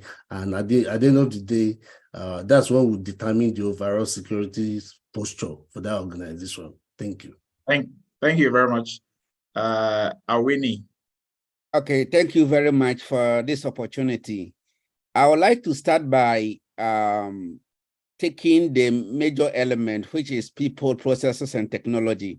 I will take people first and relate it to the confidentiality, integrity, and then availability, and come and take the rest and also relate them that way. So now let me start. When you talk about people, they are the people who use the systems within an organization. They utilize the data and the computer systems. They play a significant role in maintaining the confidentiality, integrity, and availability. People form the weakness portion of information technology. In other words, they are the weakest link.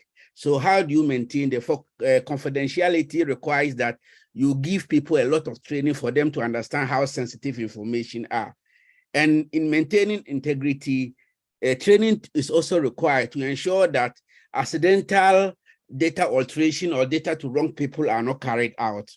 In terms of availability, what I think is that individuals must also be trained to avoid a behavior that could lead to system failure or power outages that could lead to system failure, which may also require maintaining strong physical security because they all form part of the people and the tripod. Peoples are often the most weakest link in the link to cybersecurity. So training is very critical. In terms of processes and procedures is how organizations use data and systems. So to be able to use and protect your data, you have to ensure that, for instance, confidentiality, you have to ensure that you grant access to only people who are authorized to use the data. And integrity is ensuring that the data is able to maintain its value and then being used for what it is supposed to be used for, not used for something else. Then, in terms of processes, we have to ensure that in terms of availability, you have to ensure that processes are maintained in such a way that managing the resources will not lead to redundancy or failure or anything within the system or fall over. In terms of technology as it relates to the tripod, technology is about the asset, that is information asset, hardware, software, networks, the tech tools, and the others. So in my opinion, with technology, you have to ensure that there is an encryption protected by technology. And then you have to ensure that there is integrity by ensuring backups, controls, and version controls, all privacy in the data.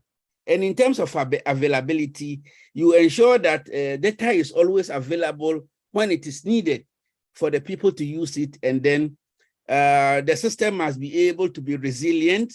That means that you have to manage the risk along the line to ensure that there is business continuity, and this business continuity should lead to resilience. Resiliency is just about being able to fail and recover and come back immediately so that the downtime will be short. And then we also ensure a quicker disaster recovery so that we will not lose money whenever the systems go down.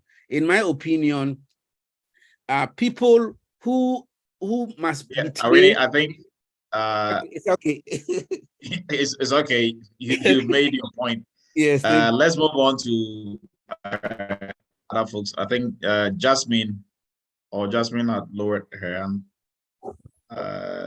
Tunde is still here. If you want me to go? Okay, Tunde, go ahead. Thank you. Okay, so just to reiterate the question, I know a lot of people have spoken. The question that Dr. Adu asks is that, what's the relationship between the CIA triad and people, process, and technology? Okay, the way I go about saying that is that we need people, process, and technology to be able to achieve confidentiality, integrity, and availability. The overall picture is that this is the macro level. We need a well-trained personnel. we need a robust process, and we need appropriate technology to be able to achieve the CIA triad. Now, when we neglect people, process, and technology, we weaken the overall security system of an organization. Also, most of the security lapses we've had happen into systems organization, right? The three main places it happens are people, the process, and the technology, right? So I'm going to summarize it because this is a macro level. We want to achieve CIA, confidentiality, integrity, availability. How do we get there?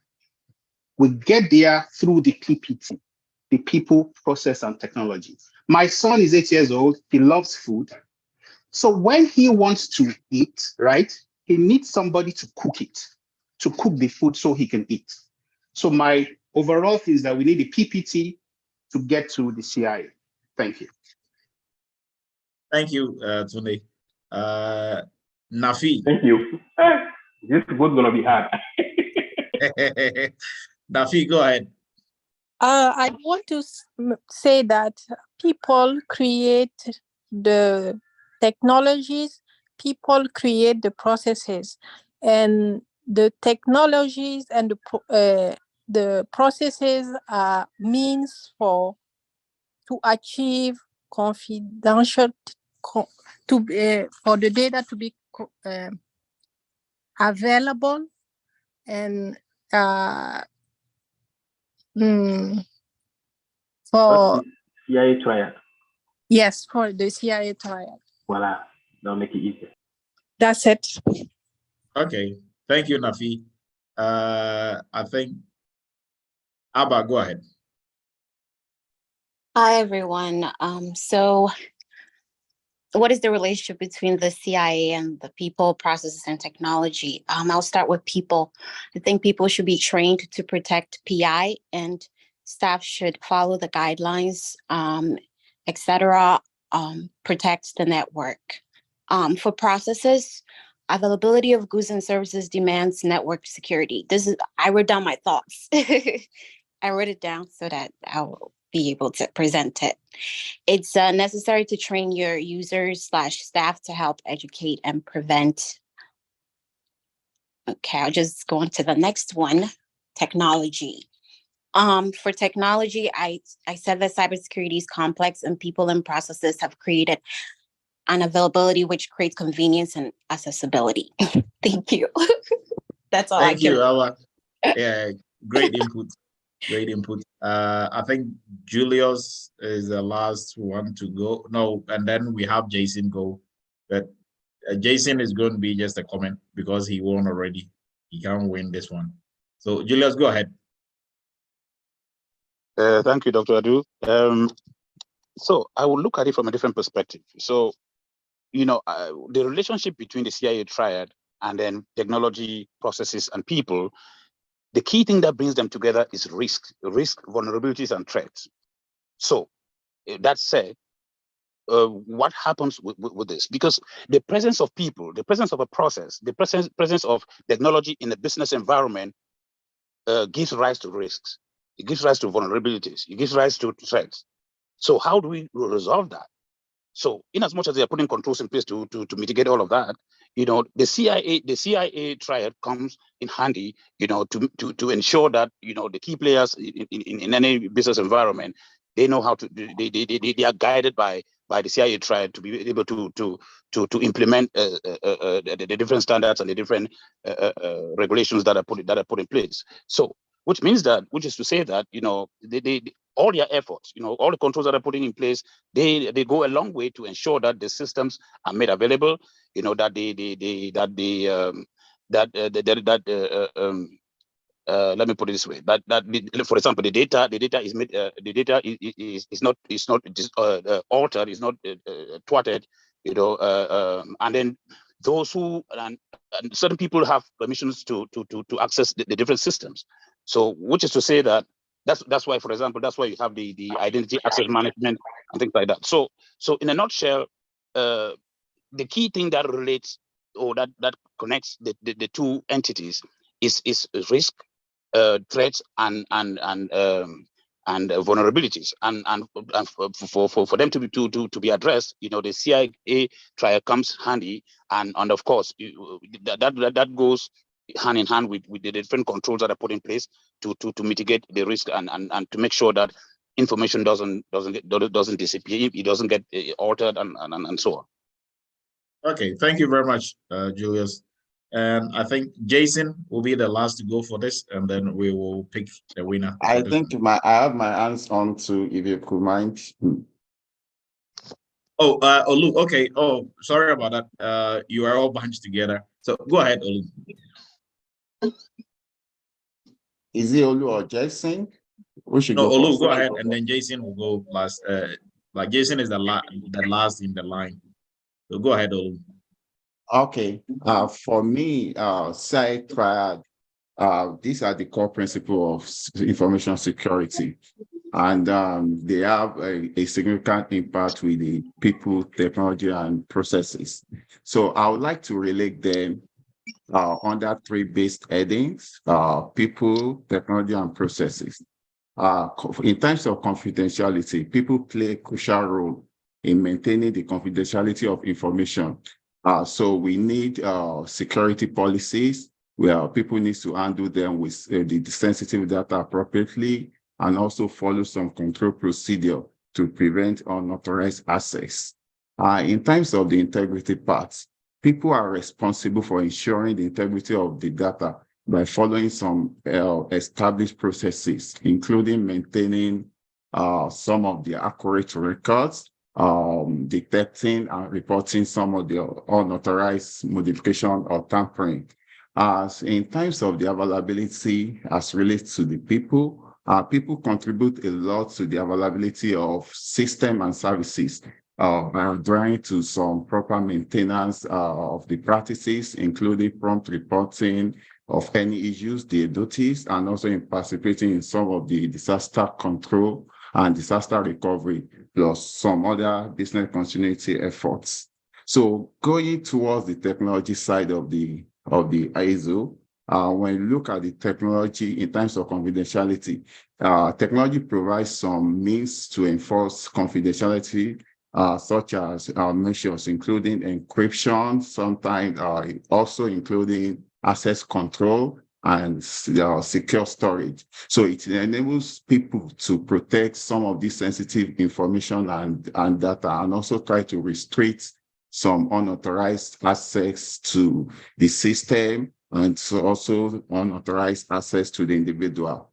In terms of the integrity part of it, technology helps to protect and maintain data integrity, and also by implementing some measures, such as sometimes we could use checksum or digital signature, validating mechanisms. And it's also try as much as possible to help us to ensure that data remains unilaterally during storage. Looking at the availability part of it, technology plays a crucial role when it comes to availability of systems and services. It helps us to deploy some robust hardware system, implementing some redundancy, and then also failover mechanisms. We can also use technology to utilize monitoring the alert system, and sometimes in terms of trying to detect and mitigate some potential disruption, which could happen at any point in time. So going towards processes, So I think, Olu, not to cut you short, but we have to wrap it up. So mostly, like, your answers were supposed to be very brief, but okay, so, I think so let me just put it in conclusion. So wrap it up. Okay, so in conclusion, we could always say that site triad people and input technology and processes are interrelated. They are extremely connected. You need people to ensure the confidentiality, integrity, and availability of information technology. And sometimes we also need effective coordination among the people, technology, and processes to ensure that we have a strong information security, and also trying to mitigate risk and data system. Thank you. All right. Thank you, Olu. Jason will go last, and then That is going to be it. Go ahead, Jason. But Jason should be very brief. Yes, Doc, is there any way, if I answer this question interestingly, is in the most interesting manner, that I could get bumped up from the internship to expert? Yes or no? No. No. Okay. So I'll keep it short, keep it even better. So for my explanation, before I do PPT, I say HN, human nature, because some people don't want peace, they want problems, always. So in that part, PPT works to defend the people from themselves and from bad aspects of human nature. So in terms of confidentiality, making sure people who are supposed to get the information get it. In terms of integrity, making sure the source is correct, making sure the data is corruption free, not tampered with, and also available, making sure that the people who need the information have it. Those three pillars work with the people at the end being trained properly to stay professional, to help IT professionals stay aware of the emerging threats, of future threats, and also past threats, while using proper tools and technology and the best practices possible, along with the rules, guidelines, and practices to maintain the proper security. I hope that helps. All right, it does, Jason. Thank you very much, Jason. With that, I will move to our judges, Lumen and Michael. So Lumen, who is your top? Honestly, this is a tough decision, and some of those answers were so long. Everyone is so smart. You don't really know who to pick, to be honest. I think there is a girl that went first. She did well. Awini did well as well. There is, I'm sorry, but I didn't catch his name, but it came here on a Zoom. It says Zoom. That guy did well as well. And Olu did well as well. Everybody else did well. Like everyone did good, smart. To be honest, I was thinking giving it to Awini and the girl that did first. Both of them. Like you have to pick one. Awini and who? Yeah, there's one girl. I think it's Christiana, if I'm correct. He's talking Mary. about Yeah. Mary. Mary? Yes. Mary, yeah. Mary won first and then Awini, yeah. So those two are the one I'm voting for. All right. What about Michael? Okay, thank you, Lumen. Michael, go ahead. All right. Just so going through my list here, making sure I didn't miss anybody. So first we had Olanre Waju, we had Mary, Biadun, we had Awini, Zoom user, Nafi, Christian Bradley, Julius, Olu, and Jason. I had my top three. It was very difficult, like Lumen said, tied. So Mary did exceptionally well until Awini came in. Awini also did very well. And Julius was also impressive. So for me, I'll probably tip the die to you, Dr. Du. For me, my top two will be Mary and Awini. Okay, and for Lumen, your top two is who and who? Mary and Awini. All right, so Mary and Awini, we're supposed to pick one out of Mary and Awini, but since both of you did so well, both of you are going to get it. So now we are picking 4 instead of the 3 that initially we were going to sponsor into the internship. So congratulations to Jason, Tijana, Awuni, and Mary. You guys are going to have a seat at the internship cohort that is starting next week, Saturday. Okay. So, yes. So, but today, everybody fought really hard to get this. But congratulations to everybody. All your answers were right, like Lumen and Michael said. Everybody is super smart on here. So it just comes down to how well you're able to break it down, and also time, right? If you make your answers too lengthy, then you lose a lot of people. Now their line of thoughts probably is not going to be ordered well, but everybody did superbly well. And thank you for contributing to the discussion. You made it very educative and informative. So, and very interesting perspectives, right? I'm always speaking and learning from everybody else on here. So I appreciate everybody's time. We have to wrap it up. We are way over time. Next week, we're still going to have Cyber Chat, God willing, Friday night. But I continuously applaud everybody for always showing up on Friday nights, where you could be anywhere else, but you chose to be here with the Eretmis family, and also to learn and develop yourself as security professionals and aspiring security professionals. We'll meet again next week, God willing. Have a blessed weekend. And the recording is going to be posted. The live session is also automatically recorded on the YouTube channel, so you'll be able to get the information on there. And for all folks who are interested in the internship, the link was posted in here. It will be posted again. If you have if you have family members, friends who are interested in this, let them know. And then also for anybody else who's looking to get into cybersecurity, let your friends and family know Eretmis is the place to be. We are a family. We treat you as a family, which you are, and we are going to help and make sure that your dream of switching careers becomes a reality. I appreciate everybody's time. Have a great weekend, and we will meet next week's Friday night for Cyber Chat. Thank you very much, Doctor.